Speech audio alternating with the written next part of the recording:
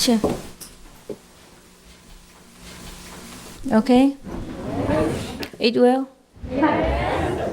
Sleep good? Complain correctly?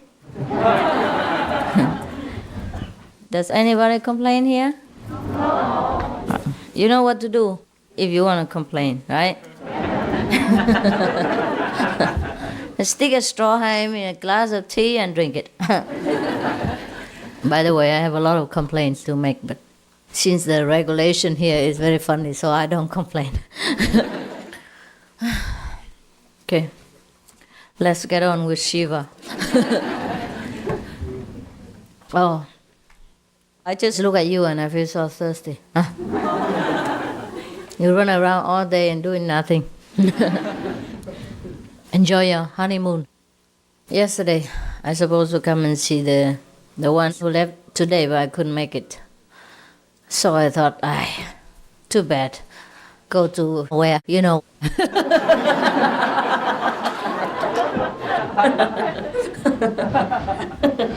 Anywhere you want.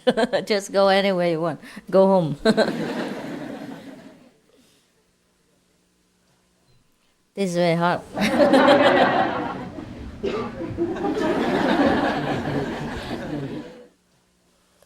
Wow, it's too hot. Even for an enlightened master, it's too hot. Oh. Are you alright? You don't feel tired? No. Not with the time changing and everything? No. Really? You're so great. I suppose I'm the only person that is tired in this whole congregation. I just don't know why I get tired. Don't do anything. Just hang around, sit around, let people love and admire, clap their hands. Okay. Let's see if we can work further. That is very difficult. Last time was 20th, right? Yeah. Okay. 21 already? Yeah. Oh, yeah. No, 22. You remember, huh? Yeah. Shiva was talking to Devi, his wife, about many different ways to control the wandering mind in order to be one-pointed, yeah? So that we can get inner peace, the peace inside our heart that we desire. Now, there were 112 ways. Last time we made it only to 21. Now we continue.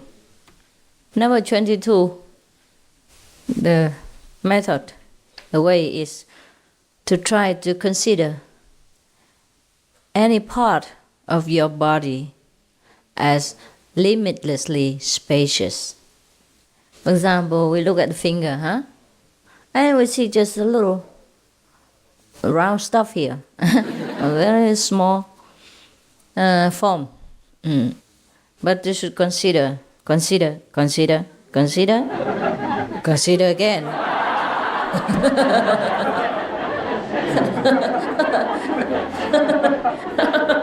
Why are you laughing? You're laughing at me. And then consider until the finger becomes boundless. Yeah? With no frontier, no limit. And at that time, of course, you have already entered samadhi.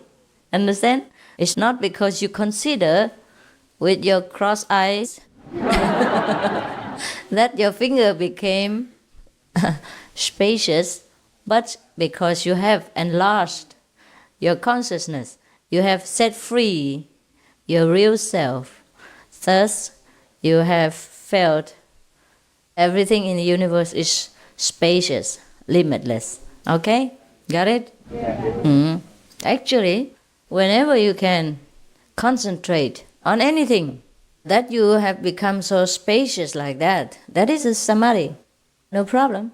There are 84,000 ways of concentrating.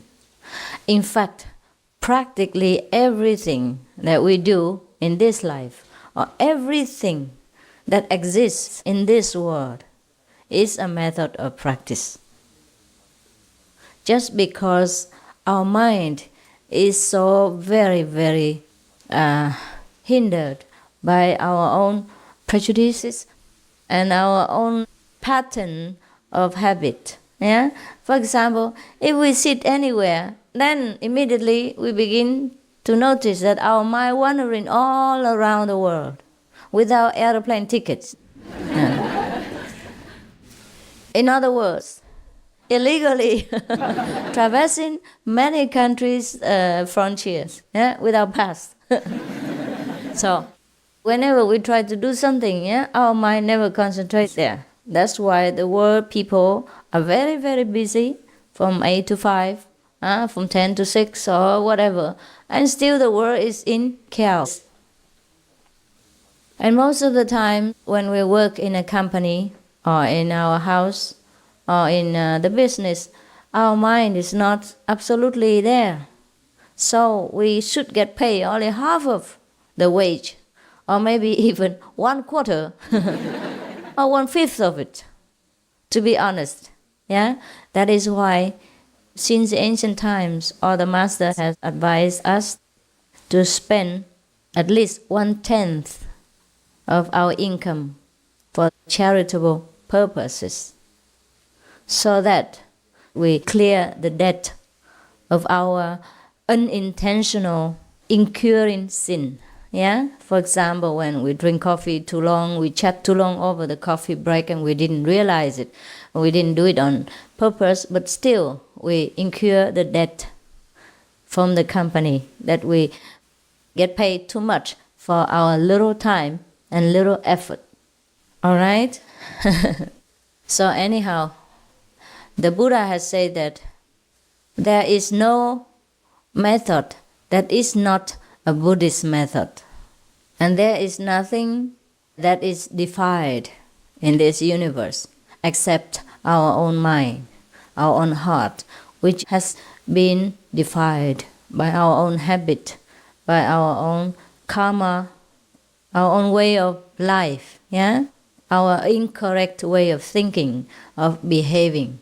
And that's why we perceive everything in such a defied way, in such an incorrect way. Thus, if we want to get back to the purity of the kingdom of God or Buddha nature, we should by all means always try to be centered, to be concentrated, yeah, in whatever things that we are doing at that moment. In that way, at least, we are always concentrated. Yeah? If we can't be concentrated on the holy method that our master has taught us, at least we are concentrated in some way so that ourselves is purified and not to be thinking of any other useless pursuits and mundane and defiled ways that make us more and more hindered and make it harder and harder to go to the kingdom within, to find peace and happiness. Because without peace and happiness inside, it's very difficult to take care of the daily business or to do anything meaningful at all. Even to play golf or to play football or to play basketball, tennis, everything. The player must be absolutely concentrating on what he's doing. Is that not so? Yeah. The one who wins is the one who practices well and concentrates. Put all his heart and mind in that practice. That's how he wins. Yes, there's no secret. There's no secret or maybe no genius about that. Of course, maybe some are more supple than others. Maybe their body is more equipped with suppleness so that he can bend faster and make a swifter response to the opponent. But nevertheless, with practice and concentration, the other can do it as well. Perhaps that person was already born with more concentration and less, wandering thoughts, as other people do have. And then it happened that he likes football as his only interest in life, or maybe he likes tennis, or maybe he likes any other thing. Yeah, and then with the one-pointedness, concentration, and no other interfering desire or thought in between. So he plays football excellently. Hmm? There is a film about a person who plays, what do you call ball when somebody catches and the other one? Huh? Baseball. Baseball? Yeah. Oh yeah, baseball. And there was a man named Nebraska. Huh? Do you know that film? The cornfield, where they had a baseball field in the cornfield. I don't remember. What's the title of the film? I forgot.